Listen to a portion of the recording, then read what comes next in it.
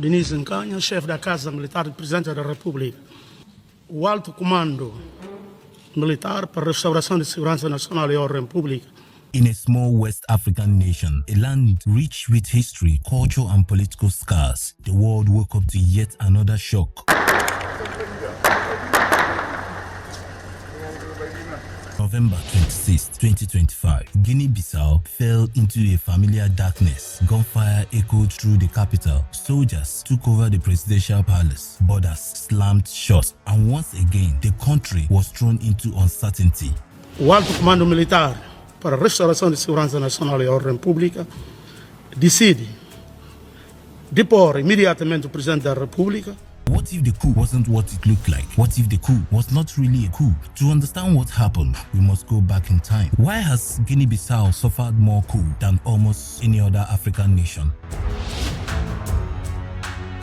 Since gaining independence in 1974, Guinea-Bissau has lived through a cycle of military takeovers, mutinies, and political assassinations. No president has ever finished a full term peacefully. In 1980, the first major coup. 1994, elections followed by a civil war. 2003, another coup. 2012, the army strikes again, and even attempts in 2022. This carved deep wounds into the nation's economy. Investments fragile, foreign relations unstable, governance interrupted. For decades, economists warned no economy survives repeated coup, and Guinea-Bissau became proof. Banks never trusted the system. Foreign companies stayed away. Projects collapsed midway. Corruption flourished, and ordinary citizens of the country paid the price with rising poverty, unemployment, and political fatigue. So why did the tensions rise again in 2025? And who stood to lose from a free election?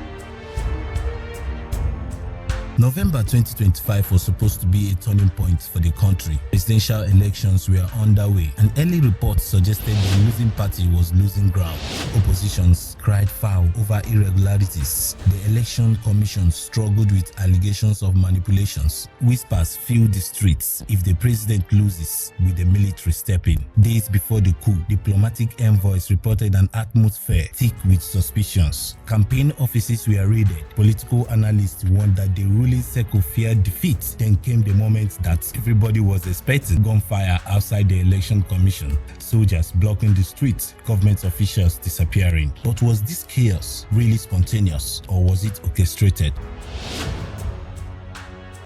Soon, the coup began. A strange story emerged. Some insiders claimed the coup was too clean, too controlled, and too convenient. Then came the bombshell. Did President Umaru Sissoco Embalo intentionally stage his own overthrow? Observers pointed to an unusual behaviors. The president announced to the media himself that he has been overthrown. He personally contacted journalists saying he was under arrest before the junta even spoke. He allegedly alerted foreign contacts before the military released their statement. Political theories suggested a possibly self-coup, a tactic where a leader engineers chaos to suspend elections, consolidate power, or escape defeat. But was this true? What happened in Guinea-Bissau, I wouldn't call it a coup. I would just say, if it is like, for want of better word, I would say maybe it was a ceremonial coup. As you heard from former Nigerian President Goodluck Jonathan in his statement, this is not a coup, this is a ceremonial coup. He said he has lived for years and knows how coup happens, and he knows what happens to any government that is being overthrown through coup. Because for two things, it is the President Balo, that announced the coup. Before later, the military man came up to address the world that they were in charge of everywhere. Then Embalo had already announced the coup, which is strange. Not only announcing the coup, but Embalo, while the coup took place, was using his phone and addressing media organizations across the world that he has been arrested. According to Jonathan, the sequence didn't match a coup. It looked staged, or at least suspiciously coordinated. I'm a Nigerian close to 70, and I know how they keep heads of state when the coup takes place. Military don't take over governments, and the sitting president that they overthrown will be allowed to be addressing press conferences and announcing that he has been arrested. Why does this happen? Who is fooling who? So what really happened? If it wasn't a normal coup, then who actually led the oppression and who benefited? Basically, what happened in Guinea-Bissau It's quite disturbing to me who believes in democracy. The military soon stepped forward. The coup was led by Brigadier General Denis Ikanha, a powerful officer close to the presidency military command. He appeared on the state TV, declaring the army has seized control to restore order. But then, something unusual happened again. The junta didn't make Denis the head of the state. Instead, they installed General Hunter Intianama, a figure known inside military circle, but not widely seen as political force. Alongside him, the junta appointed Ildo Vierati as the transitional prime minister, someone with ties with the previous government. It was a carefully crafted leadership arrangement, too careful for some analysts to believe it was spontaneous. So who else could have influenced this coup? Could foreign hands be involved? Acaba de ser empossado funções de presidente do alto comando militar para a restauração da segurança nacional e da ordem pública. Guinea-Bissau has been seen as a chessboard for foreign interests, from drug trafficking routes to maritime resources and political influence. After the coup, analysts raised red flags. Some suggested foreign intelligence agencies seeking influence in West Africa might have supported one faction. Others pointed at international criminal networks that feared losing their protection. Some accused regional powers of backing competing political blocs inside the country. But to this day, no concrete evidence has surfaced. Only whispers, rumors, and patterns, the same patterns that have shaped every coup in Guinea-Bissau for decades. The sworn-in head of state for Guinea-Bissau said that one of the reasons for the coup was that the military acted to stop a plot by politicians, foreign figures, and a drug trafficker to manipulate the election. They called this the High Military Command for Restoration of Order. We will vigorously combat drug trafficking, course of action, state corruption, political corruption, and corruption of Guinean society. But in the midst of all this, what does this actually mean for Guinea-Bissau? In the end, Guinea-Bissau 2025 coup may be remembered as the strangest coup in modern African history. A coup where the president announced his own downfall. A coup questioned by international observers. A coup that deepened the country's history of instability. Whether it was a genuine military intervention, a self-coup to escape electoral defeat, or a foreign-backed power reshuffle, one thing is certain: Guinea-Bissau stands at a crossroad, and until a stable, trusted and democratic system takes root. Unlike other modern African coups, many analysts have cited that this particular coup was conducted by old military force, and this has raised serious questions among the internal force controlling the government and the external force that wants the government out. Thank you for watching. Denis Ikanha, chefe da Casa Militar do Presidente da República. O Alto Comando Militar para a Restauração de Segurança Nacional e Ordem Pública comunicado,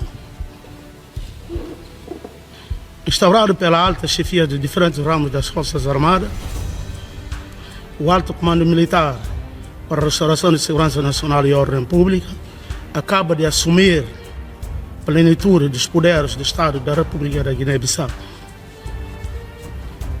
Profundamente comprometido com os valores de segurança nacional, paz civil, da defesa da integridade territorial e independência da Guiné-Bissau, o Alto Comando Militar para a Restauração de Segurança Nacional e Ordem Pública reage à descoberta de um plano em curso de desestabilização do nosso país, para a operacionalização da qual se montou um esquema operacional oriundo de alguns políticos nacionais, com a participação do conhecido barão de droga, nacionais e estrangeiros, bem como tentativa de manipulação de resultados eleitorais. A efetivação desse plano foi descoberto pelo Serviço de Informação do Estado um depósito de armamento de guerra. Assim, até que toda a situação seja convenientemente esclarecida e reposta as condições para pleno retorno à normalidade constitucional. O Alto Comando Militar para a Restauração de Segurança Nacional e Ordem Pública decide depor imediatamente o Presidente da República, encerrar até a novas ordens todas as instituições da República da Guiné-Bissau. Suspender novas ordens, até novas ordens, as atividades de todos os órgãos de comunicação social. Suspender imediatamente o processo eleitoral em curso. Encerrar a fronteira terrestre, marítimo, espaço aéreo nacional. Estabelecer recolher obrigatório das 9 horas até 6 horas, até as ordens contrárias, até repostas as condições necessárias para restaurar a normalidade constitucional do Estado da Guiné, do guineenses. O Alto Comando Militar para a Restauração de Segurança Nacional e Ordem Pública exercerá o poder do Estado a contar desta data. O Alto Comando Militar para a Restauração de Segurança do Estado e Ordem Pública apela à calma, à colaboração dos guineenses e compreensão de todos perante essa grave situação imposta por uma emergência nacional. Bissau, 26 de novembro de 2025, Alto Comando Militar para a Restauração da Ordem Nacional. Muito obrigado.